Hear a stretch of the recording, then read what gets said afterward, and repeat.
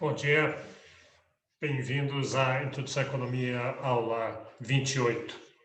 Semana final da disciplina, porque sábado temos a prova final. Já fizemos os 5 controles e estamos já no último tópico, que é a economia brasileira, que nós começamos na aula passada. Vamos acabar isso hoje, economia brasileira, e depois talvez começando hoje, se der tempo, talvez não, mas aí na aula passada, na aula que vem, uma revisão geral de tudo que a gente viu, auxiliar vocês para estudar para a prova, rever alguns conceitos, tirar dúvidas, perguntas, etc. Então, esse é o plano. Deixa eu compartilhar aqui. Alguém tiver alguma pergunta, alguma dúvida?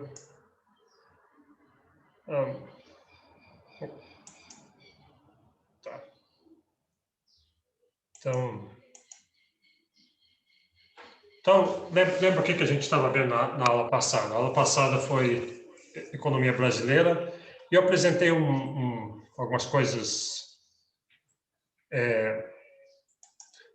preliminares sobre a economia brasileira. A gente falou muito, a gente está vindo de estudar desenvolvimento e desigualdade, isso tem muito a ver com o Brasil, mas agora, o pedaço que eu estou agora seguindo a apostila. A apostila tem assim, um voo rápido sobre a evolução da economia brasileira do século de 1990, mais ou menos, 1947 aqui, até os dias atuais. Então, de novo, obviamente pegando pouco detalhe, não dá para entrar em detalhes, que é muita coisa. Quem estudar, quem está no curso de economia fará um curso chamado Economia Brasileira, Economia do Brasil Contemporâneo, e lá você pega cada um desses tópicos individualmente, cronologicamente, cada governo, cada programa, cada governo tentando coisas novas, dando problemas do passado, e etc. Aqui vai ser um voo rápido por alto. Então, vamos começar isso aqui.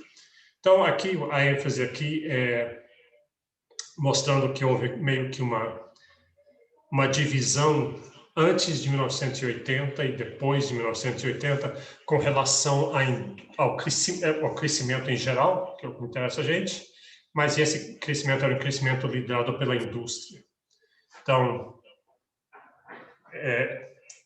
o crescimento do Brasil, esse período que está aqui, 47 a 80, foi um período de grande crescimento do Brasil. O Brasil mudou muito nesse período, deixou de ser um país agrícola, virou um país industrializado, deixou de ser um país rural, virou um país urbano, modernizou de várias formas, um monte de mudanças sociais e políticas. E a marca que eu estou enfatizando aqui é que foi um crescimento liderado pela indústria, que para muitos economistas, antigamente, a gente pensava esse é o único tipo de crescimento que existe. Que o desenvolvimento econômico é justamente industrializar. São países que eram agrícolas, vão industrializar e ter uma indústria gerando atividade econômica, gerando produtividade, gerando produção, gerando empregos, e é isso que é crescimento econômico. Hoje em dia isso já mudou um pouco. A gente vai ver que esse fenômeno que está sendo realçado aqui, que de repente o crescimento da indústria deixou de ser tão grande. Não é que parou, mas deixou de ser esse grande motor que empurraria o crescimento da economia como um todo. Isso aconteceu em vários países. O que acontece é que, por que as pessoas pensam assim? Porque os países mais ricos, Estados Unidos, boa parte da Europa, essa foi a trajetória de crescimento deles. Começando lá na Revolução Industrial, especialmente século XIX, depois século XX, era sempre liderado pela indústria. Então, imaginava-se que os países subdesenvolvidos, como o Brasil, essa seria a trajetória deles também. E até 1980, essa foi a trajetória de fato. O Brasil industrializou fortemente, fez um programa de substituição de importações, Mas a partir de 1980, aí vai vir uma crise muito grande, e aí se imaginava assim, então, bom, durante essa crise, que vai ser uns 15 anos, a indústria não vai crescer tanto. Veja os números aqui, de 47 a 80, a taxa média de 8,7% ao ano, não da economia como um todo, da indústria, mas a indústria era o principal setor nessa época. Mas a partir dali, só 1,4% ao ano. Então, 8,7% ao ano é um crescimento muito grande. Em 10 anos, você mais do que dobra o tamanho da indústria, que é uma mudança muito grande. Imagina dobrar o tamanho da indústria em 10 anos.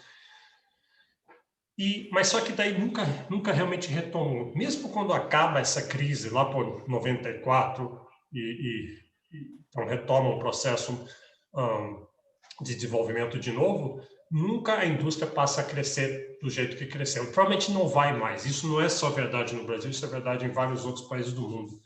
Então, em parte, isso é porque mudou muito as tecnologias. Tem muitas coisas que não são mais produzidas por indústrias, que, sabe, muitas coisas foram digitalizadas e foram não são mais são serviços agora que cumprem que mais empregam, por exemplo. Então, realmente mudou alguma coisa do jeito que economias funcionam. Então, muitos países vão ficar ricos ou vão passar a ser desenvolvidos sem realmente adquirir uma indústria, pelo menos não uma indústria tão grande quanto se esperava antes, né? E hoje em dia, muitos os países mais ricos, inclusive, exportam indústrias, né? Eles não têm mais as indústrias, têm indústrias mais sujas, mais poluentes, não são nos Estados Unidos, não tem, e os Estados Unidos importam esses produtos de outros países. Então esse é meio que o padrão atual. Bom, a gente está interessado aqui na história do Brasil. Então, o que aconteceu? Como é que aconteceu esse período aqui, primeiro de 47 a 80, esse grande crescimento da indústria? Bom, isso foi feito através de programas econômicos, um protecionismo muito grande. Vocês sabem disso, já estudaram isso. Houve esse protecionismo em que o governo cria barreiras tarifárias e outros estímulos para a indústria nacional poder crescer. Eles mencionam aqui a CEPAL. CEPAL é o Escritório das Nações Unidas para a América Latina, que era um centro acadêmico, mais ou menos o Celso Furtado participava disso, e outros, que tinham essas ideias de protecionismo, de está pensando assim, como é que o Brasil vai poder crescer? Ele tem que se industrializar. Mas como que vai se industrializar se a indústria nacional, ela, por ser incipiente, por estar começando, ela vai produzir produtos ruins e caros, enquanto que a gente pode importar esses mesmos produtos baratos e de maior qualidade. Então, a ideia do protecionismo é isso: vamos fazer uma proteção, vamos tornar mais caro esses produtos importados e dar uma chance para a indústria nacional adquirir experiência, o aprendizado e se tornar competitiva. E depois a gente tira essa barreira tarifária. Essa era a ideia. Isso já tinha sido feito na Alemanha no começo do século XIX, em vários outros países, e lá funcionou. No Brasil e na América Latina funcionou, que gerou uma industrialização, mas o problema no Brasil é que nunca conseguiu se livrar do protecionismo. Vários empresários se enriqueceram, claro, se você está sendo essas indústrias têm lucro e cresceram, mas aí eles usam esse lucro para capturar essas vantagens, capturar esse protecionismo, politicamente impedir que se reduza esse protecionismo. Então, gerou uma indústria, esse é o lado bom, mas uma indústria um pouco competitiva, com pouca inovação. Então, esse um pouquinho essa trajetória, como é que foi isso. Tem muito mais detalhe por trás disso, muito controverso, porque essa questão do protecionismo é uma coisa que gera muito ideológico, no final das contas, muito esquerda, direita, protecionismo, não protecionismo, liberal, não liberal, conservador. Professor, Pode perguntar. este protecionismo, você falou que começou em que ano, mais ou menos? O protecionismo começou em 1930 já. Antes, até na década de 20, já tinha um pouco essa ideia. Mas a questão é, a partir de 30 que o protecionismo realmente é feito de propósito para tentar gerar o crescimento de uma indústria nacional. Isso aqui. E ao longo do tempo é ruim porque aí deixa poucos muito ricos, né? Tipo, e aí é tipo isso. É ruim se ele for... Pode ser um remédio, né? Você está dando remédio para a indústria nacional crescer, se tornar competitiva. Mas olha só o que acontece. Isso leva, assim, 20 anos, uma geração inteira. O que você está fazendo, você está dizendo assim, para essa geração, ó, vocês poderiam comprar produtos que vocês querem, vocês precisam, que deixariam vocês felizes e saudáveis, do exterior. Vocês podiam comprar esses produtos. Mas nós vamos tornar esses produtos caros para vocês. Então, vocês brasileiros não vão poder comprar esses produtos. Alguns vão ter tarifas muito altas, outros vão ser proibidos de serem importados. E, em vez disso, vocês vão ter que comprar esses produtos que a indústria nacional faz, que vocês não gostam e que são ruins. E são ruins porque a indústria está começando, ela não sabe produzir ainda. Vai levar muito tempo para ela adquirir esse conhecimento. Então, tudo bem, se a população concordar com isso, diz, a gente vai sofrer, nessa geração inteira vai sofrer com isso, nossa qualidade de vida vai ser pior, mas o Brasil vai, com isso, subir um patamar, se tornar um país industrializado e as próximas gerações vão viver num mundo em que a indústria nacional compete no mesmo nível da internacional e aí os preços vão cair, a qualidade vai melhorar. Só que não foi isso que aconteceu. Primeiro que a população não ganhou de decidir isso, e outro é que o protecionismo nunca saiu. Até hoje, a indústria automobilística brasileira é incrivelmente protegida. Você não consegue importar um carro no Brasil. Tem pessoas no mundo querendo vender para vocês carros pela metade do preço dos carros aqui do Brasil, mas você não pode comprar. Tem tarifas imensas. Então, poxa, 50 anos de indústria brasileira de automóveis não deu para competir com a estrangeira, ainda precisa desse protecionismo, claro, eles conseguem isso politicamente, fortemente. Então, nesse sentido que a gente quer competição, por isso que competição internacional. Eu sei por que você está dividido, e todos os alunos são divididos, eu estou pensando, puxa, mas são brasileiros contra estrangeiros, a gente tem que proteger os brasileiros, mas não é assim, você não deve pensar em termos nacionalistas com comércio internacional. Você está condenando a população inteira brasileira a comprar produtos piores e mais caros para defender, sabe, um pequeno segmento da indústria. Não é a indústria toda que é protegida, é um pequeno segmento que tá enriquecendo com isso. Então, eu sei que é difícil e muitos de vocês vão se recusar, mas tente não pensar em termos nacionalistas com isso. Tente pensar em que o objetivo é defender o consumidor, a população, a sociedade, não indústria nacional contra indústria estrangeira. Talvez só daria certo como os japoneses fizeram, né? Tipo, na Segunda Guerra Mundial e tal. Tipo, todo mundo é patriota, né? Tipo, se o imperador for corrupto, o cara se sente tão decepcionado que ele mesmo se mata, assim, de vergonha. Assim. Teria que ser todo mundo patriota, assim, honrar o nome. Não, vamos fazer um protecionismo nesse país, mas vou fazer tudo que for. Vou dar o meu melhor para fazer a melhor coisa aqui para vocês. Não sei. Eu acho assim, simplesmente, não precisa ter patriotismo nenhum.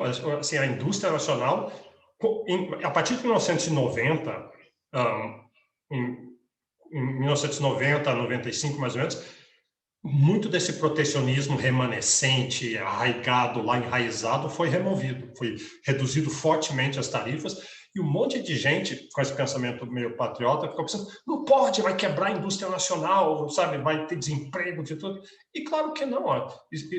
Achar que isso ia acontecer quer dizer que você acha que brasileiro é pior do que outras pessoas do mundo, que a gente é tão burro que a gente não consegue competir de igual para igual. O que aconteceu foi que você tirou muito desse protecionismo, tirou bastante mesmo, reduziu fortemente, e simplesmente aí a indústria nacional passou a trabalhar mais duro, a ser mais eficiente, a cortar custos, a acordar mais cedo, trabalhar mais tarde, a fazer inovação, e ela conseguiu competir e muitas vezes superar vários segmentos da indústria nacional que eram adormecidos lá, confortáveis no seu berço ali de protecionismo. No momento que eles precisaram competir, competiram e ganharam o mercado, se tornaram indústrias modernas e eficientes. O que precisa é simplesmente deixar a competição acontecer E aí, claro que tem alguns setores, todo país tem algumas vantagens comparativas. Então, tem alguns setores que talvez o Brasil não deva estar produzindo aquilo. A ideia de vantagens comparativas é isso aqui, você não vai produzir de tudo, você vai produzir aquelas coisas que têm mais vantagens. E não é o caso que, então o Brasil só vai produzir produtos alimentícios, a agricultura, que a gente tem uma grande vantagem, a gente é o melhor do mundo, aliás, um dos melhores do mundo nisso, em agricultura moderna, agribusiness e tudo. Mas não é verdade, a gente exporta aviões, por exemplo. O Brasil é o maior exportador, junto com o Canadá, de aviões de certo porte. Então, não tem nada assim que a princípio, o Brasil não possa, né? Seja impossível produzir aquilo ali. Mas tem algumas coisas que têm mais vantagem do que outras. Bom, aí, voltando para essa... Como é que foi essa industrialização de 47 a 80? Muito dela foi feita com tecnologia estrangeira, com esses investimentos externos. Indústria automobilística, por exemplo, são empresas de fora do Brasil, essas que você conhece, Volkswagen, Fiat, Chevrolet, GM, Ford, que foram atraídas para o Brasil, porque isso é muito complicado começar a produzir do zero, fazer um carro do zero brasileiro. Então, atrai essas empresas, em vez de importar, a ideia foi atrair essas empresas, elas vêm produzir no Brasil. Isso é muito bom, que traz a tecnologia e... então, esses investimentos externos foram importantes e o Brasil, por ser um mercado muito grande, né, um país muito grande, atrai, como a gente já viu esses dados em outras aulas. A partir de 1980 vai ter uma queda nesse investimento, né? Vai ser o que a gente chama da década perdida, 1980, muita inflação e outros problemas de dívida externa. Bom, tem aquela ideia, assim, esse investimento externo vem da onde? Tem aquele problema que eu falei, a gente já viu, de poupança pública. O Brasil tem baixa poupança, esse é um dos grandes problemas do Brasil. O Brasil é um país em desenvolvimento, cheio de oportunidades, como a gente viu. Então, vamos fazer investimento, e é esse investimento que vai gerar o crescimento. Então, as oportunidades estão lá, mas para fazer esse investimento precisa dessas poupanças. Lembra o que é a poupança? É renda que foi gerada em algum momento, parte dessa renda é consumida e a outra parte você faz o esforço de não consumir, porque não consumir é um esforço de renda que você já tem, mas você poupa e essa poupança vira investimento. Mas o Brasil já tem baixa poupança, uma característica brasileira. O governo, isso que está dito aqui, a partir de 1980, lembra que tem 3 fontes de poupança. Poupança privada, que são as pessoas e as empresas, o governo, se o governo não gastar tudo que arrecada, aí sobra dinheiro para ser investido, e poupança externa, alguém no exterior tem renda, não consome aquela renda, investe, mas resolve investir no Brasil.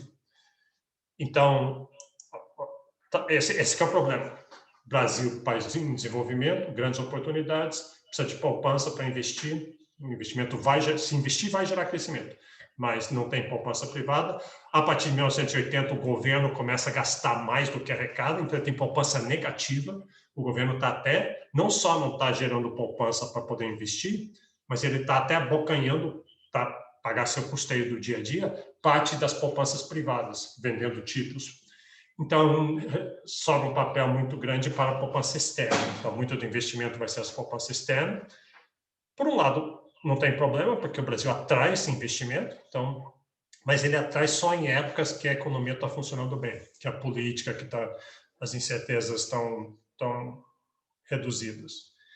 E o Brasil fica passando, como a gente sabe, ciclos de períodos calmos, de estabilidade e certeza, com períodos conturbados ou economicamente ou com problemas políticos, como a gente está vivendo agora. Então, nesses períodos, deixa de entrar a única fonte de poupança externa. Então, esse crowding out que está escrito aí é exatamente isso, é o governo abocanhando pedaços da poupança privada para pagar o seu custeio e sobra menos para investimento. Então, onde é que vem investimento? Então, uma fonte que vem investimento tem BNDES, que é o Banco Nacional de Desenvolvimento Social, teve um papel importante no Brasil, acho que 25% do investimento do Brasil, ou mais, talvez, não sei exatamente o número, vem do BNDES. E onde é que o BNDES consegue a poupança para investir? Tem fundos, todo mundo que é empregado, o seu salário, um pedacinho é pego ali, fundo de amparo ao trabalhador, tem vários desses fundos, e isso é obrigatório. Você nem sabe o que está acontecendo, mas isso está acontecendo, e isso é um fundo muito grande, o BNDES gera investimento. Então, por um lado, o BNDES é muito bom, porque ele força uma poupança, força as pessoas quase que sem saber que elas estão fazendo poupança, mas, por outro lado, é ruim que... Isso é um pouquinho questão de opinião, mas muita gente acha que... Porque BNDES são burocratas lá, pessoas do governo ou funcionários públicos que estão lá decidindo boa parte do investimento. Eles dizem, esses projetos aqui a gente vai financiar, esses a gente não vai financiar. E sempre tem um problema com isso. Quer dizer, qual que é a alternativa a isso? A alternativa é deixar o mercado decidir. Deixa o mercado... alguém tem um projeto para fazer, você vai no banco, pega dinheiro e faz o seu projeto. Se o seu projeto for bom, você vai ter lucro. Se o seu projeto for ruim, você vai à falência. Assim que é a maioria dos países. Um banco de desenvolvimento dirigindo essas coisas é bom quando funciona, mas muitas vezes ele joga... escolhe projetos, escolhe campeões nacionais, como fizeram com a JBS, aquela coisa toda. Então, tem um pouco esse debate. E os juros do empréstimo do BNDES é muito mais baixo também, isso é um problema. Quer dizer, todo mundo quer, obviamente, todo mundo quer um empréstimo do BNDES, tem muita gente que já ficou rica com o empréstimo do BNDES, mas isso torna quem não consegue esses empréstimos tem que usar tem que ir para um banco normal pegar esse dinheiro, taxa de juros bem mais alta, é difícil competir. Então cria várias distorções na economia.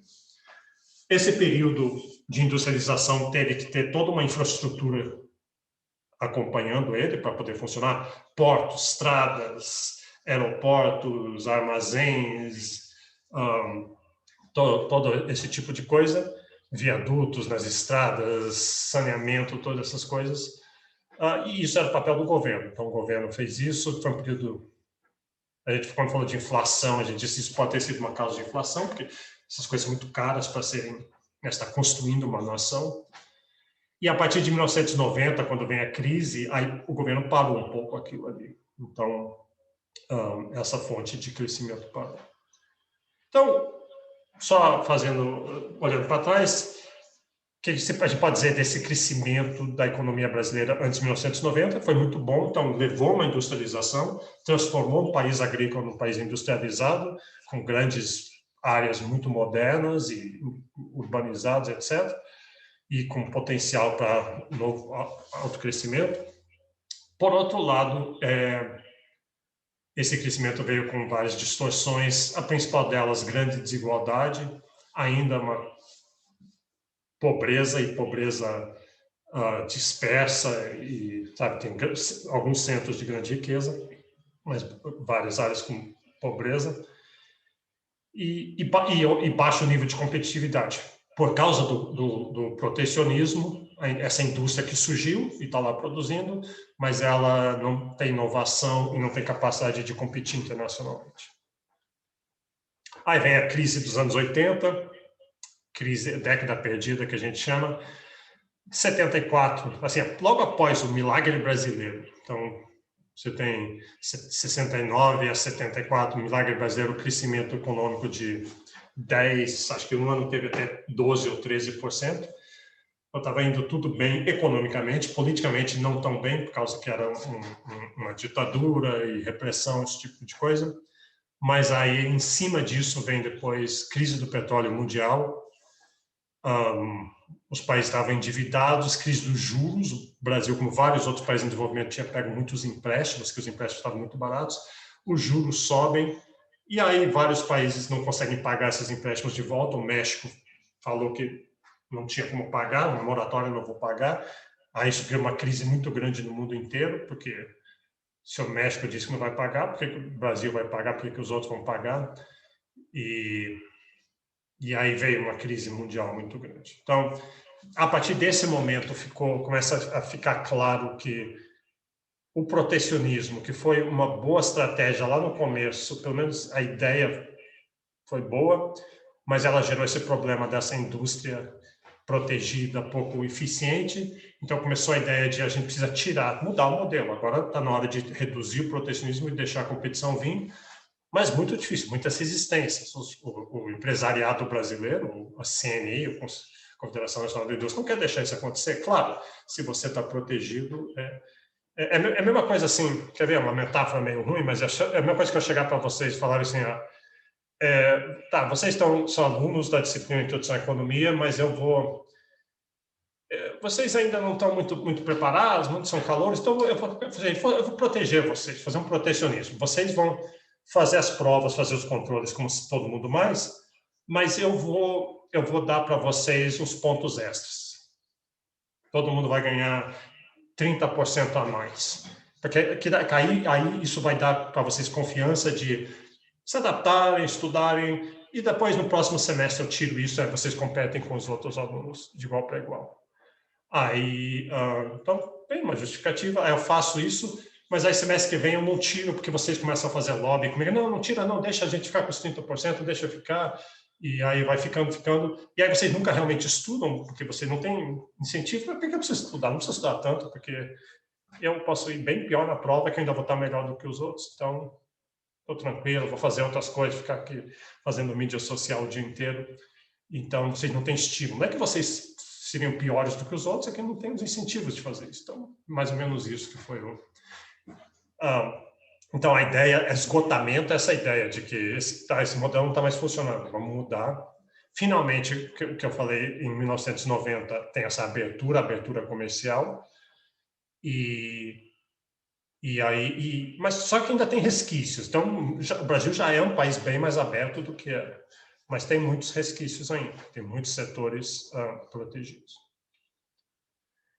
Tá, outro tema, nesse período, o grande problema da década de 80 é a inflação. A gente já viu versões desse gráfico várias vezes aqui na aula. Então, esse período aqui, 80, é basicamente isso aqui, né? Essa hiperinflação, mas aqui antes já era um problema muito grande. Aqui, todo esse período antes já tinha muita inflação. Então, a inflação no Brasil, século XX inteiro, é um problema histórico no Brasil. Só que na década de 80 vai ficar realmente muito grande. Então, daí tem grandes debates sobre... E a gente viu na parte de economia monetária por que tem inflação no Brasil, quais teorias explicam a inflação em geral e a inflação no Brasil. E tem uma divisão nessa explicação, um pouquinho mais a explicação ortodoxa, esse monetarismo. Basicamente dizendo que o problema é que o governo está emitindo dinheiro demais, o governo tem pressões em cima dele, vários grupos pressionando para receber transferências, para receber serviços públicos, e o governo não consegue arrecadar o suficiente, então o governo começa a emitir dinheiro. O governo tem essa capacidade de emitir dinheiro, e daí isso que vai gerar inflação. Então, lá na década de 60 e 70, Roberto Campos e Mário Henrique Simonsen eram dois economistas brasileiros na época, dessa linha mais ortodoxa, e o diagnóstico deles esse era o problema da inflação. O Roberto Campos foi ministro da Economia logo de 64 a 60, os primeiros anos ali, 64, 67, e ele realmente reduziu a inflação. Uma das razões pelas quais teve esse golpe em 64 foi que a inflação estava muito alta. Isso gera um monte de distorções e problemas para a população. Então, isso foi um exemplo dessa diagnóstico ortodoxo funcionando. Outra visão seria uma visão menos ortodoxa, mas heterodoxa, dizendo que é o estruturalismo, que assim, a economia brasileira, a característica dela se desenvolvendo, industrializando, precisando ter infraestrutura, problemas regionais, é isso que causa a inflação, né? E aí talvez o estruturalismo até dizendo que você poderia conciliar mais inflação com crescimento também. Tá bom. Professor, pode falar. Em termos inflacionários, quais as diferenças entre se pegar um empréstimo e movimentar a economia ou, por exemplo, imprimir dinheiro e movimentar a economia? Quer dizer, pegar um empréstimo, você quer dizer o Estado se financiar vendendo títulos? Isso mesmo. Bom, a princípio, bom, é que depende da visão, né? O monetarista diria que o Estado nunca devia imprimir dinheiro. Quer dizer, se sempre tem uma certa taxa constante que o Estado está sempre renovando, mas nunca imprimir dinheiro, porque imprimir dinheiro traz inflação. Então, se você já está no processo inflacionário, você vai imprimir mais dinheiro, isso vai piorar as coisas. Então, o ortodoxo, o monetarista diria isso.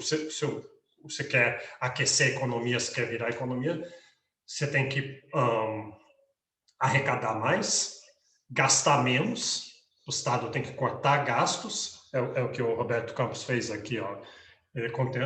Remédio, contenção de gastos e aumento das receitas públicas. Então, arrecada mais, aumenta as receitas públicas, contém os gastos, com isso sobra dinheiro para o governo, poupança governamental, aí o governo usa aquilo ali para construir estradas e fazer projetos, e aí isso gera um crescimento. Agora, depende da situação, né? Um remédio keynesiano, se o governo simplesmente gastar, imprimir e gastar, isso pode ser justificado no momento de crise. E a gente está vivendo exatamente isso aqui agora, né? Eu mencionei várias vezes, o Biden está fazendo isso nos Estados Unidos em grande estilo, está chocando algumas pessoas.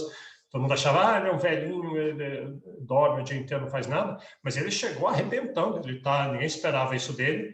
Ele 1,9 trilhões, quer dizer, 2 trilhões, multiplica por cima, são 10 trilhões de reais, que ele está basicamente, não é só imprimindo, ele está também pegando emprestado, mas ele está fazendo esse tipo de coisa. Qual que é a justificativa? Em tempos normais, isso seria pura loucura. Tem muita gente com medo já de inflação, tem gente já comprando ouro e outras coisas pensando que vem uma inflação. Mas por que poderia talvez não ser pura loucura, embora tenha opiniões, é que seria um momento keynesiano, né? Um momento que precisa da pandemia e crise e incerteza, esse é o momento que precisa desses gastos e espero que seja um diagnóstico correto. Bom, aí então, aqui é a mesma coisa, né? Choque de petróleo, década de 70, aí no Brasil criaram essa ideia, quando começou essa inflação mais rápida, criaram correção monetária, que é aquela ideia que todos os contratos, seu salário, seu aluguel, todos os preços já vão ser reajustados automaticamente. Chega assim, dia 1 do mês, a gente pergunta quanto, a gente espera, IBGE, quanto foi a inflação do mês passado? Foi 3%. Então, seu salário sobe 3%, seu aluguel sobe 3%, o preço da passagem de ônibus sobe 3%. Então, a princípio, isso meio que resolve a inflação, porque tudo subiu 3%, então os preços relativos são iguais.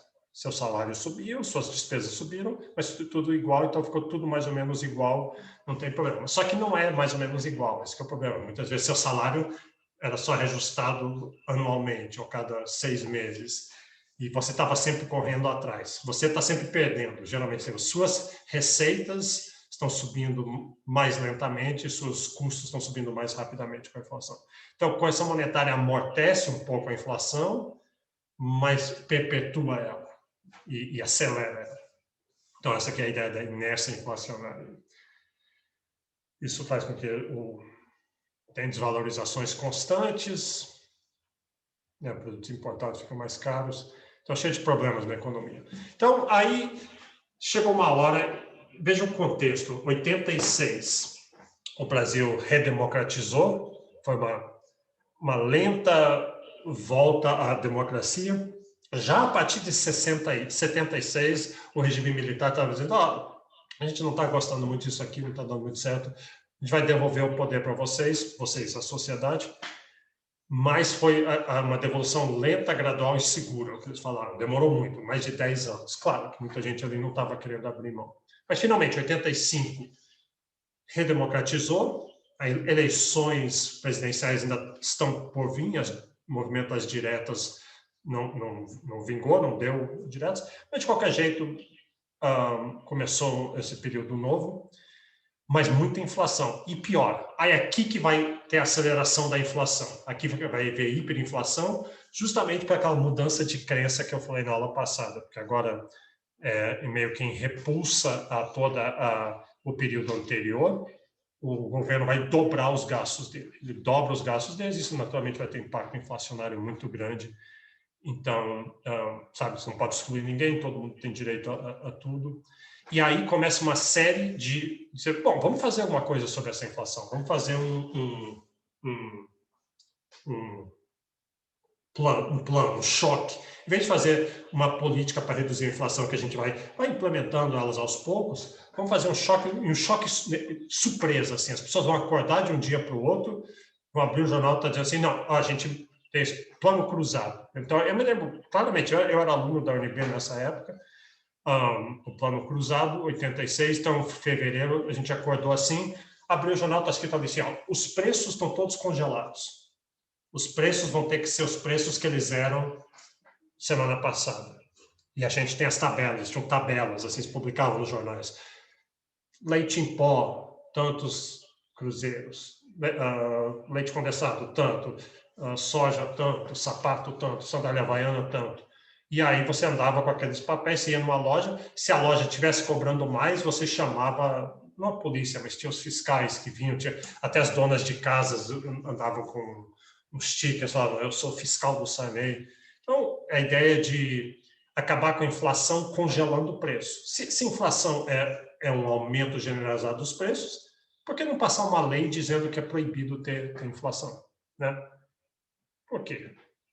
Porque é simplesmente a coisa mais idiota do mundo. Só isso. Porque você não pode... É a mesma coisa que dizer assim, Covid é ruim, a gente não gosta de Covid, vamos passar uma lei que é proibido ter Covid.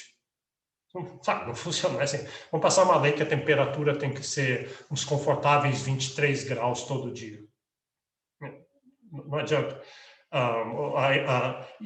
Eu já falei várias vezes isso, você nunca deve mexer com preços. Preços trazem informações, são sinais informacionais. Então, se você tabelar preço, restringir preços, botar tetos, botar chão de preço, você está fazendo com que você receba menos informação sobre as escassezes e as abundâncias relativas que existem por aí. Então, durante 3, 4 meses funcionou muito bem, foi uma maravilha, a gente ficou todo feliz achando que a gente vinha de um período muito ruim, inflacionário, ditadura e tudo mais, e de repente os preços não subindo de um dia para o outro e estavam baratos. Isso gera todo tipo de distorção, produtos faltando nas prateleiras, produtos sendo maquiados, já que você não podia reduzir preço, você reduzia a quantidade, e etc. Você ia nas lojas, você tinha que pagar embaixo do pano, pagar um ágio, faltava carne, faltava tudo quanto tipo de coisa. E em 6 meses isso não foi sustentado e voltou, teve que cancelar a ideia era deixar congelado durante um tempo, até as pessoas perderem o hábito inflacionário e depois deixava os preços reajustar de novo, mas não foi o que aconteceu. Logo em outubro, isso foi em fevereiro, em outubro a inflação já estava 20% ao mês, não tinha fiscal que pudesse dar jeito de... Se tem poucos produtos, porque com o preço congelado não valia a pena os produtores produzirem, estavam perdendo dinheiro. Então, tinha poucos produtos, não tem como você forçar o preço a ficar fixo. Então, simplesmente não funcionou. Aí, teve vários outros planos. Aqui eu botei esses que estão na apostila, mas teve vários outros intermediários, assim. Cada vez achava assim, não, a gente... Porque como funcionou muito bem nos primeiros 3 meses, naqueles primeiros 3 meses o governo ficou incrivelmente popular, os políticos sempre ficaram meio que... a gente tem que fazer alguma coisa. 2, se funcionar, a gente vai se dar bem politicamente. Então, teve Plano Bresser, que era o nome do economista que fez Plano Verão, teve Plano Arroz com Feijão, não está aí, mas teve outros. Plano Collor, que foi chocante. Plano Collor, a gente acordou, 1 de janeiro, e era assim, todo o dinheiro que você tem no banco, e naquela época todo o seu dinheiro estava no banco, porque a inflação era tão alta que se não tivesse no banco ele ia sumir em 2, 3 dias. Então, todo o seu dinheiro que está no banco, menos, digamos, R$ 200, está congelado. É seu, está lá, é seu, você tem direito a ele, mas você vai poder tirar daqui a 2 anos. Então, imagine, você ia fazer uma viagem, você ia fazer uma compra, você ia se casar, você ia se tratar de uma doença e não tinha aquilo ali. Então, isso fez despencar a inflação de novo, mas de novo não funcionou e rapidamente voltou. Então, era um período muito ruim. Assim, a essa altura, ninguém acreditava mais em plano nenhum. Ninguém mais acreditava em economistas. Isso foi péssimo para a profissão de economistas, porque, sabe, mais uma vez, aquele monte de economistas na televisão dizendo que agora já sabem, estão entendendo qual é o problema e como resolver, e não funcionava, e trazia mais sofrimento, mais distorção. Até que funcionou. Até que veio um plano que realmente funcionou, que foi bem feito, não veio de surpresa, não foi nada acordando cedo, foi anunciado, explicado antes, meio que negociado, de certa forma, com a sociedade. Fernando Henrique Cardoso era o ministro da Fazenda, depois virou presidente, e basicamente foi quando criaram o real, e tem o ponto aqui não é de ver exatamente o funcionamento econômico dele, mas tem que ter todo uma contrapartida em quebrar as expectativas das pessoas que teriam inflação, de reduzir gastos do governo e ainda manter o real valorizado durante um tempo para ficar barato importar, o que chama de uma âncora cambial. Você mantém o real valorizado artificialmente, então o dólar está barato, isso faz muita gente importar coisas e a indústria nacional não pode reajustar os preços muito. Isso vem depois da abertura, então a abertura comercial era possível fazer isso. Então, e a partir dali, repara só no gráfico aqui como funciona. Então, o plano real é aqui, a inflação despenca e vai ficar baixa até hoje. Teve um ano ou outro em que teve um recrudescimento ali, mas, em geral, até hoje ele ficou baixo. Existe um pouquinho de dúvida sobre os próximos anos, porque, com o jeito das contas públicas, com pandemia e tudo mais, pode ter problemas, a gente não sabe, mas funcionou o plano real. Qual tem sido, então, a política para lidar com isso? Bom, nessa época, não foi só no Brasil nessa época, vários outros países que também tinham problema com a inflação, a América Latina inteira e vários outros países, nessa época meio que conseguiram controlar isso, alguns países melhor do que outros, mas a partir de lá, então tem o que chama de metas de inflação. Na prova, às vezes, perguntam sobre metas de inflação. Como é que é metas de inflação? Lembra, aqui o diagnóstico é o seguinte, aqui o problema é que o governo, ao emitir dinheiro, ele afeta a inflação, a taxa de juros é um freio ou um acelerador, que ele pode aumentar os juros e esfriar a economia, esfria a inflação também. Então, o governo tem os instrumentos para tentar afetar a inflação. Ele não controla a inflação, mas ele pode afetar a inflação. Então, o que ele vai tentar fazer? A ideia é o seguinte, o Banco Central é encarregado disso, o Banco Central ele não é oficialmente independente do governo, mas para muitos efeitos ele é. Existe toda uma tentativa de passar um projeto para tornar ele oficialmente independente. Ou seja, o presidente da República não está gostando que a economia está muito aquecida ou pouco aquecida, ele vai pegar o telefone e ligar para o presidente do Banco Central, que foi ele que nomeou, e diz assim, presidente do Banco Central, eu quero que você faça tal e tal coisa. Vem uma eleição ali, libera a política monetária aí, abaixa os juros para gerar mais emprego, mais gasto, e isso vai ser bom para a minha eleição. E aí o presidente do Banco Central pode chegar e falar, não vou fazer isso. O meu mandato aqui está claro que o meu objetivo é manter a inflação estável e controlar a inflação. Aí o presidente vai dizer, então eu vou simplesmente botar outro presidente do Banco Central. Aí o presidente do Banco Central diz, não, você não pode, eu sou independente. Não, as regras não permitem isso. E não é assim no Brasil, mas quase que é, porque, embora o presidente tivesse o poder de fazer isso, se ele fizer, os mercados internacionais financeiros vão, sabe, o preço do dólar vai disparar, vai ter todo tipo de problema econômico. Então, quase, se bem que, né, se tiver um presidente muito maluco, ele pode até dizer, eu não ligo para isso, eu não ligo para mercados internacionais financeiros. Eu consigo imaginar presidentes que pensariam assim, fariam esse tipo de coisa, e aí seria muito ruim. Então, talvez seja bom ter um projeto, simplesmente dizer, constitucionalmente não pode. Você nomeia ele, mas depois, que nem ministro do Supremo, é nomeado pelo presidente, mas não pode ser tirado pelo presidente. Então, cria freios e contrapesos. Bom, e aí o Banco Central, o objetivo dele é manter a taxa de inflação 4,5%. Claro que ele não vai conseguir, a inflação tem tantas coisas afetando ela, mas então ele aceita 2% a mais, 6,5%, ou 2% a menos, 2,5%. Enquanto estiver nessa banda, o objetivo está sendo atingido. Nesse período, desde 94, algumas vezes passou da banda, mas passou pouco, e com o Banco Central fazendo sinalização para o mercado, essa vez teve tal e tal problema, vai passar de 6,5, mas eu já estou aumentando o juros, já estou fazendo tal coisa. O importante é isso, as expectativas do mercado. Enquanto o mercado está confiando que o Banco Central está, pelo menos, agindo corretamente, tudo funciona bem, mas as expectativas podem agir ao contrário também. Assim que o mercado perde confiança, é muito ruim.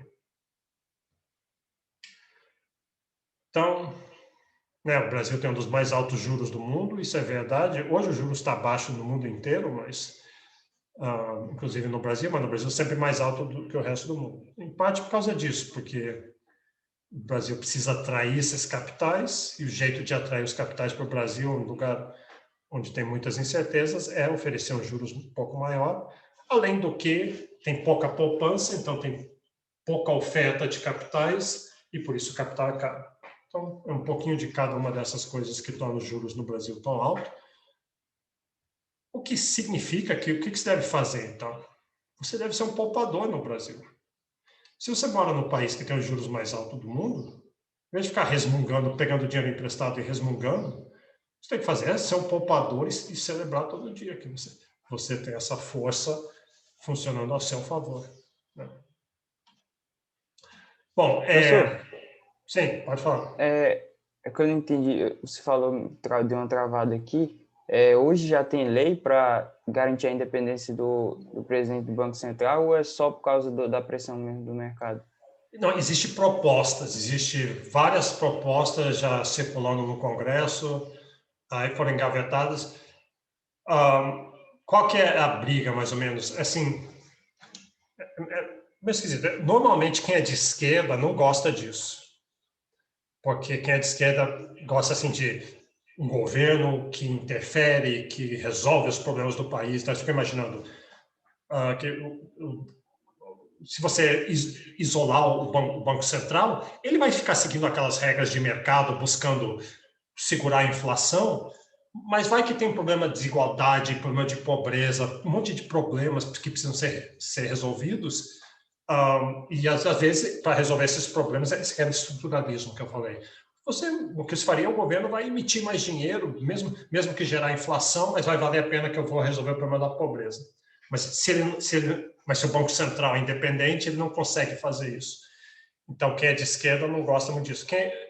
O interessante é que quem está no poder hoje, o presidente do Banco Central, inclusive é o neto do Roberto Campos, que eu mencionei lá na frente, que fez uma política muito ortodoxa de contenção e austeridade em 64 a 67, pavimentando o caminho para o milagre brasileiro. E ele é totalmente a favor de um Banco Central independente. Ele é um cara de mercado, então tem um pouquinho essa discussão.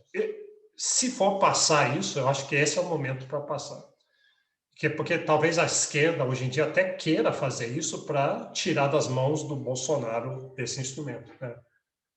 Então, talvez a esquerda geralmente não gosta de um Banco Central independente, porque eles imaginam que quando a gente puser o nosso homem, a nossa mulher lá na presidência, aí a gente quer que ela tenha esse instrumento do Banco Central. Mas atualmente talvez valesse a pena para conter o inimigo deles que está lá. Um pouco isso. Um dos grandes problemas nessa época toda era a dívida externa. O Brasil, como vários outros países em desenvolvimento, estão pegando dinheiro emprestado o tempo todo do exterior, não tem problema nenhum, é ótimo essa proposta externa, justamente que a gente falou, o Brasil depende disso para investimento e crescimento, mas com todo aquele problema da década de 70, vários países se endividaram muito e daí não tinham como pagar, pegaram dinheiro quando estava muito barato, de repente os juros subiram. Então isso foi um problema muito grande para vários países, mas aí a partir de 89 meio que resolveu, conseguiram fazer uns acordos internacionais para todos os países do mundo. Os países continuavam com dívida, mas tinha como pagar, esse é o problema. Esse que é sabe, ter tempo para pagar. E o Brasil hoje não tem problema de dívida externa quase que nenhum, que a gente tem aquelas reservas internacionais que a gente viu na aula de balanço de pagamentos. As reservas internacionais hoje são 400 bilhões de dólares. E todo o dinheiro que o Brasil deve, muito dele para pagar bastante no futuro, é menos do que isso. Então, hoje em dia não é um problema, mas nessa época era um trave muito grande. Bom, aqui tem aí parte dessa história toda, taxa de câmbio. Deixa eu mostrar o gráfico aqui. Aqui foi o plano real. E aqui, eu já mostrei esse gráfico em outra aula, teve uma taxa de câmbio fixa. Taxa de câmbio fixa é assim, o governo chega e diz assim,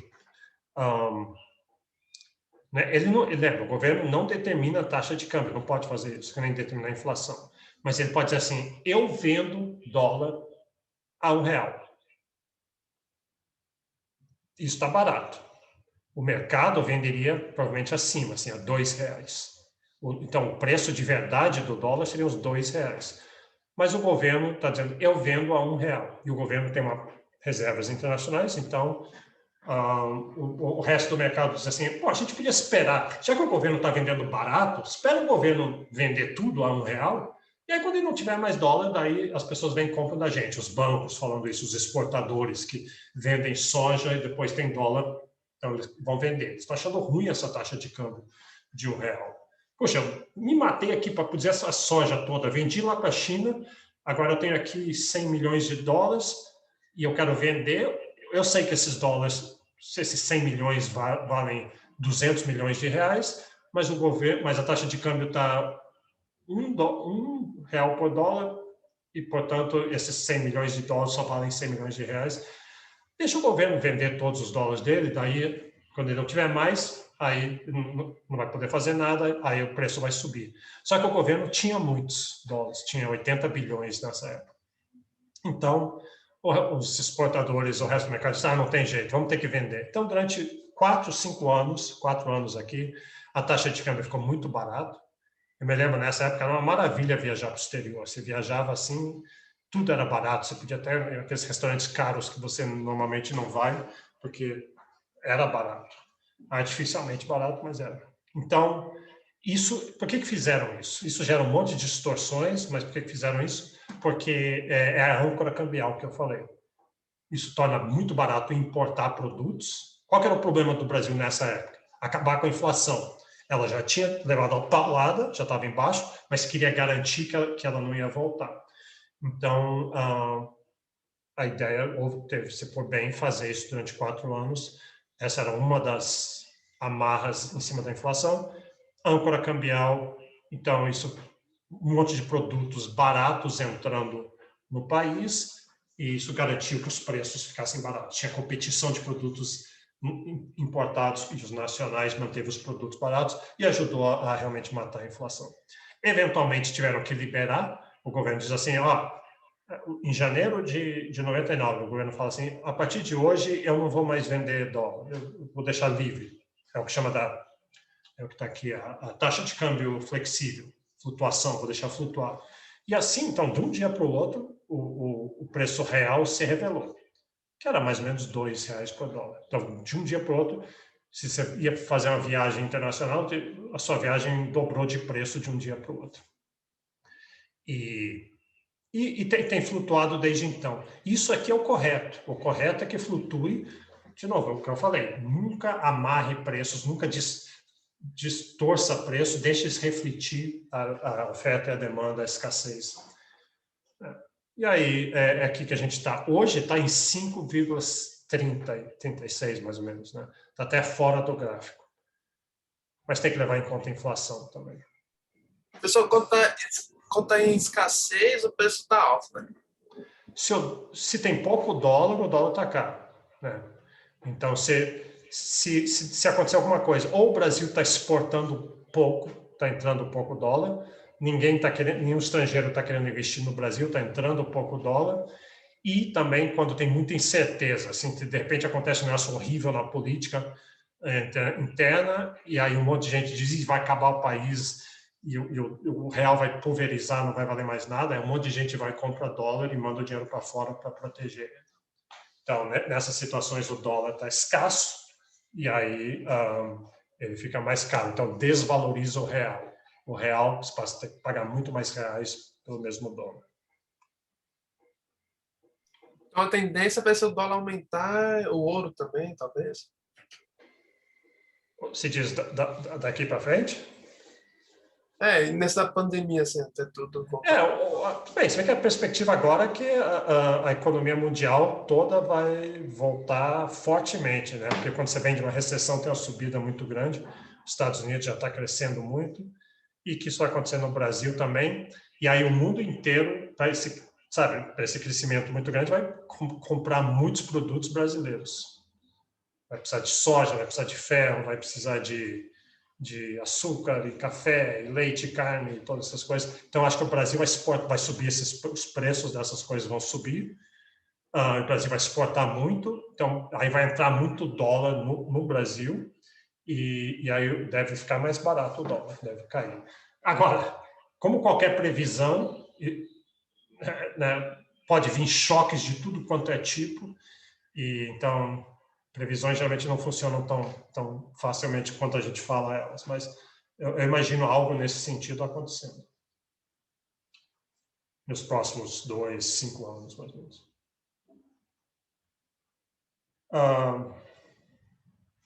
Esse período, isso que eu acabei de descrever é exatamente o que esse slide está descrevendo, só que no passado, de 2000 a 2010, foi isso que aconteceu.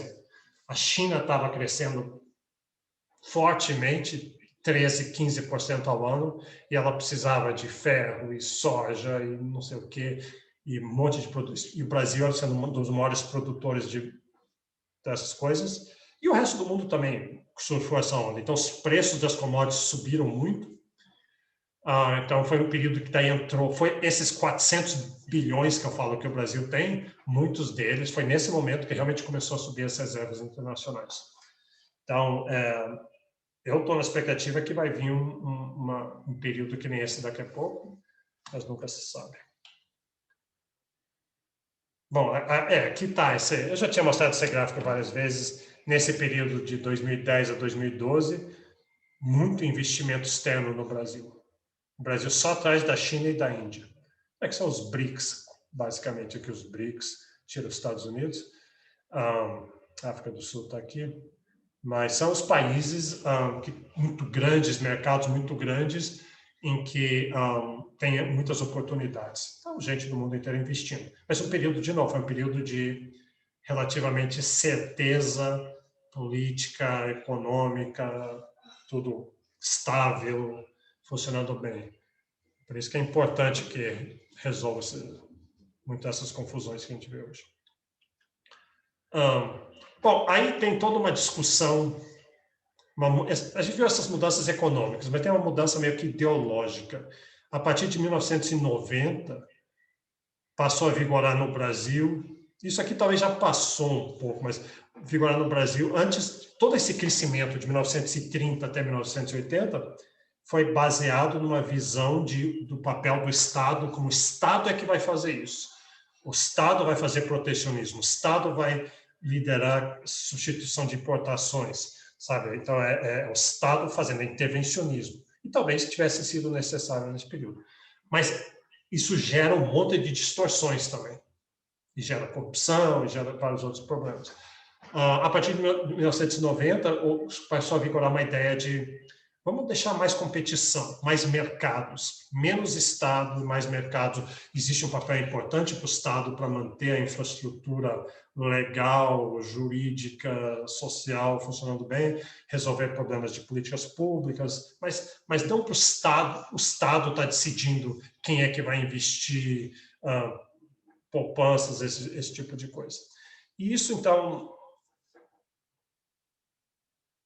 vigorou por pouco tempo, eu sinto que foi pouco tempo, mas mesmo sob o Lula, que quando o Lula virou presidente, ele então teve privatização, por exemplo, esse é um política tipo desse pensamento, assim, antes telefonia, eletricidade, estradas, portos, tudo era feito pelo Estado.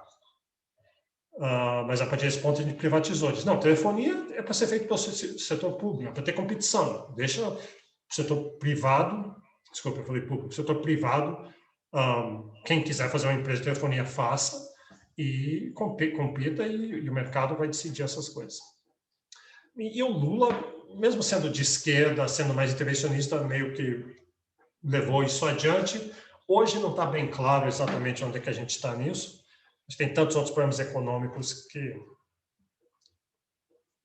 não está bem claro. Mas vamos ver como é que vai ser no Brasil. Se o Brasil vai virar mais, no futuro, uma direção mais papel do Estado interventor ou papel de mercados alocando recursos. E vocês, todo mundo, cada um tem sua opinião, é muito ideológico isso. Aqui está dizendo que minha internet está instável. Vamos ver se... Espero que tenha melhorado. Vamos ver. Eu já estou quase acabando por hoje, então, mas vamos lá. Bom, aí outra coisa nesse período. O que vai acontecer? Uma outra coisa que mudou assim com o fim da inflação aqui em 94 foi as contas públicas. Houve uma melhora muito grande nas contas públicas. Muito das razões pelas quais havia tanta inflação era que o Estado gastava demais. O Estado gastava mais do que arrecadava, imprimia dinheiro, fazia essas coisas. A partir de 94, começa a se botar as contas em ordem. Então, um dos instrumentos para isso é o que chama do superávit primário. Basicamente, o governo faz o seguinte, todo ano o governo diz assim, ele precisa fazer orçamento para o ano que vem. Então, ele diz assim, está aqui a minha lista de despesas, tudo que eu vou ter, todas as despesas que eu vou ter do ano que vem. Então, só entra no orçamento o que ele falar naquele momento. Então, aqui as minhas despesas. Aí, aquilo ali vai para o Congresso, eles dão uma olhada, mas eles batem o martelo. Professor, Diga. Seu áudio está cortando ainda. Tá, desculpa. E também. Peraí, que eu vou tentar trocar aqui.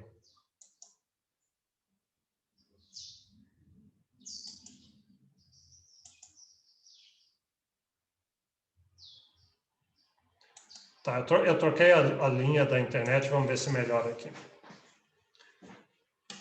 De qualquer jeito, eu estou quase acabando, acho que mais 5 minutos, 5, 7 minutos já vou. Então, o que eu estava falando aqui é sobre as contas públicas. Então, uma mudança que teve a partir de 94 foi do governo ter muito mais disciplina nas contas públicas. E isso vem principalmente sobre isso que está aqui, que chama do superávit primário. Essa ideia do governo, todo ano ele anuncia o seu orçamento para o ano que vem, ele lista todos os gastos que ele vai ter. E o superávit primário é quando o governo chega e ele não gasta tudo que ele falou que ele ia gastar. Então, pensa você na sua vida, você fazer isso, você tem dinheiro para aluguel, para o ônibus, para tudo mais, mas aí na hora você chega e dá um jeito de não gastar tanto e sobra um tanto. Então, esse é o superávit. E aí, com esse tanto que sobra, você pode fazer investimentos ou pagar dívidas, né? Então, o que essa linha aqui está mostrando, não é importante ter exatamente o gráfico, mas mostrando que o Brasil veio de períodos de déficit e muita incerteza para superávites constantes. Então, o governo sempre fazendo superávit, isso quer dizer que o governo está controlando gastos, está dentro dos seus limites de arrecadação, e isso é bom, segura a inflação e gera estabilidade na economia. O interessante é que mesmo com Lula isso aconteceu, porque havia um medo muito grande que o Lula... A esquerda brasileira sempre achou que superávit primário era coisa de neoliberal, porque se o governo não está gastando, isso quer dizer que dinheiro não está chegando a alguém que foi prometido. Há programas contra a pobreza, escolas, hospitais. Esse é o pensamento. Então, a esquerda brasileira critica muito superávites primários. Mas o Lula manteve os superávites primários, e então isso deu uma estabilidade para a economia e ajudou a economia a crescer, a confiança do mercado, as expectativas. E foi muito bom. E, recentemente, voltou para déficit, após mais de quase 2 décadas com as contas públicas funcionando de uma maneira relativamente disciplinada. Muito desse trabalho se perdeu recentemente.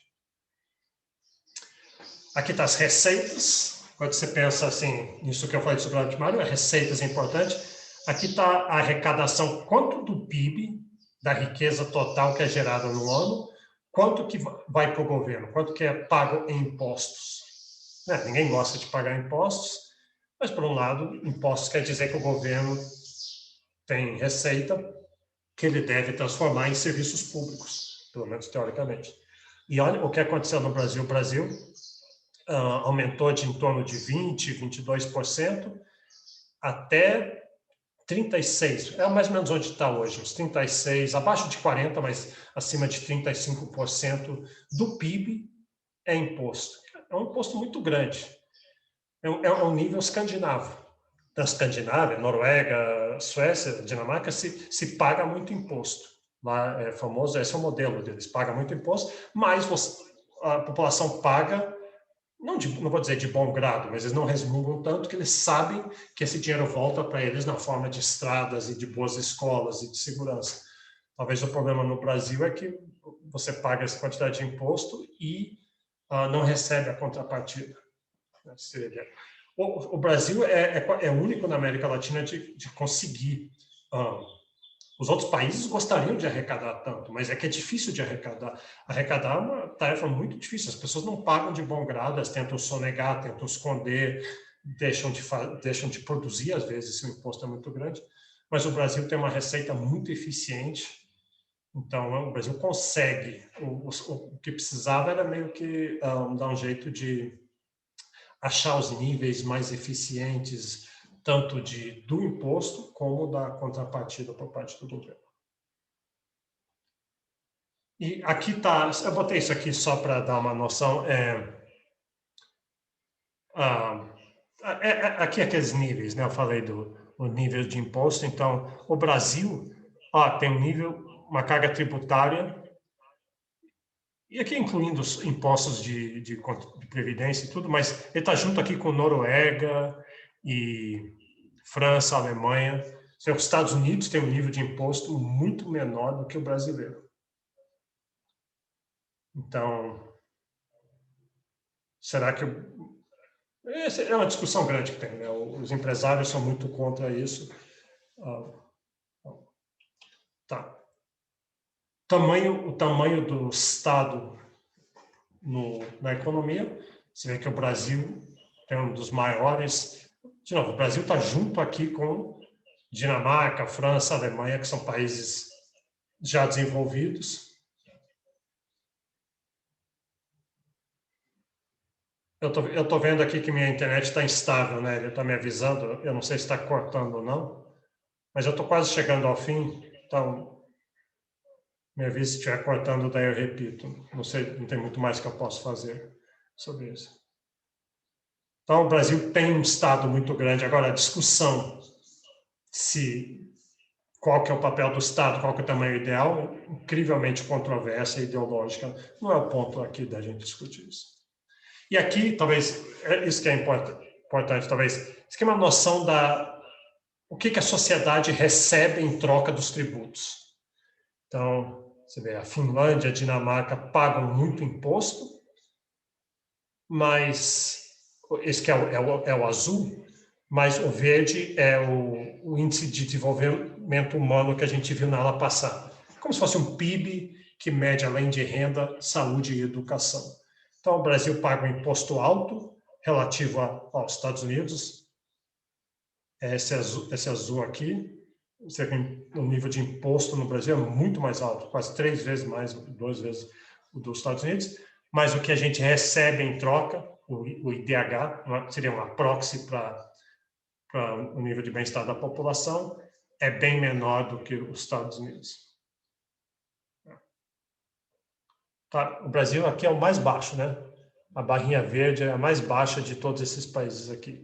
É um dos impostos mais altos, não é assim, ou mais alto, mas está entre os 20% mais altos, mas é o retorno para a sociedade mais baixo que tem. E por quê? Por causa de ineficiências, corrupção e mau desenho do Estado. O Estado é grande, mas é ineficiente, esse tipo de coisa. Burocracias, etc. Tá, aí o lado da despesa, a gente já viu arrecadação, superávites, o que falta é despesa. Então, o Estado é muito grande, o Estado gasta muito e gasta mal. Boa parte dos gastos do governo é previdência, e a previdência é muito injusta, ela é altamente concentradora de renda, né? Quem é funcionário público recebe aposentadorias bem mais generosas de quem é do setor privado. Então, tem os gastos no Brasil, especialmente esses gastos de previdência, são problemáticos, e tem uma bomba demográfica vindo aqui.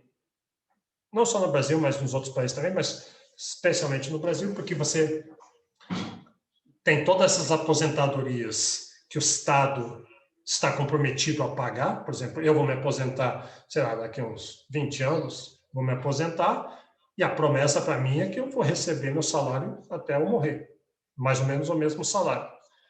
E eu sim, porque quando eu entrei, esse era o meu contrato. Se quando você entrar, não, você já vai pegar um contrato pior, é bom você ficar atento. Quando você aposentar, a aposentadoria vai ser bem menor do que o salário. Mas aí vai ter eu e um monte de outros velhos. Antes, a conta fechava que a pirâmide demográfica era tal que tinha muitos jovens para poucos velhos. Então, sempre tem jovens entrando no mercado de trabalho, pagando contribuição à Previdência, e essa quantidade dava para pagar as aposentadorias prometidas para os mais velhos. Hoje, tem mais velhos do que jovens, e os velhos todo mundo está vivendo muito mais tempo. Então, antes, o cálculo era que, a partir do momento que me aposentasse até eu morrer, quando eu deixo de receber a aposentadoria, eu ficaria assim uns 15 anos, talvez, alguma coisa assim. Hoje, eu viver muito mais. Eu, pessoalmente, planejo viver bem mais do que isso, e estou contando com essa aposentadoria, mas não vai dar para pagar.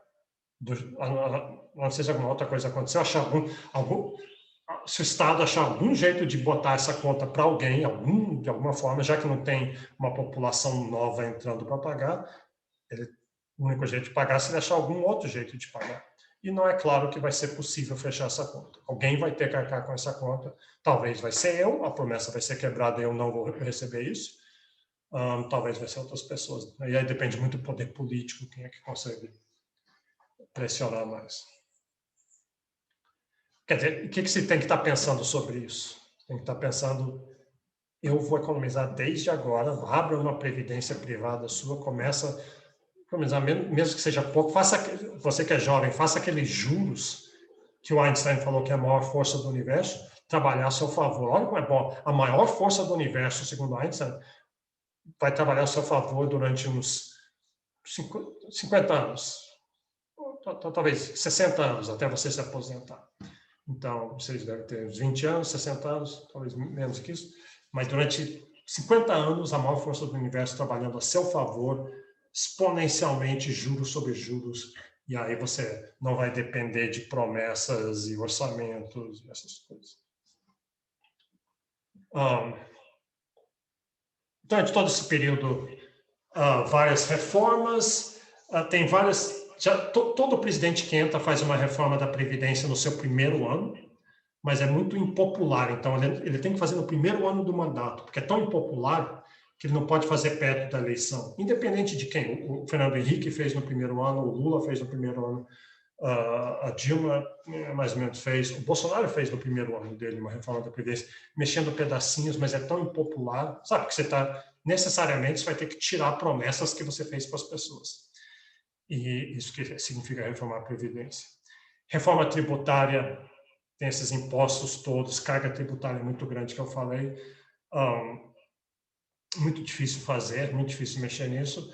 E reforma política, a ideia de mudar o sistema de eleições, de representação, de novo, muito difícil. Quem tem que votar isso são os políticos que estão lá hoje, que se beneficiaram das regras que estão lá hoje, então eles não querem muito mudar. Tá. E o último slide, finalmente, isso aqui está velho, na verdade, crise internacional, desenvolvimento recente, tinha que mudar. Esse é um slide feito alguns anos atrás, para apostila velha. Então, hoje, desenvolvimento recentes é pandemia, recuperação de pandemia e resolução de polarização na sociedade, eu diria, uma sociedade muito polarizada. Então, é isso. Bom, eu sei que essa aula é meio assim, caramba, tudo isso, peraí, você foi tão rápido, passou tantos detalhes, mas é a natureza dessa aula, ela é um voo sobrevoando a história econômica do Brasil nos últimos 80 anos. Né? E essas coisas podem cair vagamente, assim, eu digo vagamente, nunca seria muito específico na prova, então o jeito é leia, né, na apostila, e vejam, essa semana deve ter os aulões dos monitores, vale a pena ver aquilo ali. Alguém tem alguma pergunta, alguma questão? Então tá, o que fica faltando a aula quarta-feira, revisão, fazer só uma revisão de tudo desde a última prova. Tragam perguntas, dúvidas, eu posso responder ali. Então, ótimo. Quarta-feira a gente se encontra para a última aula.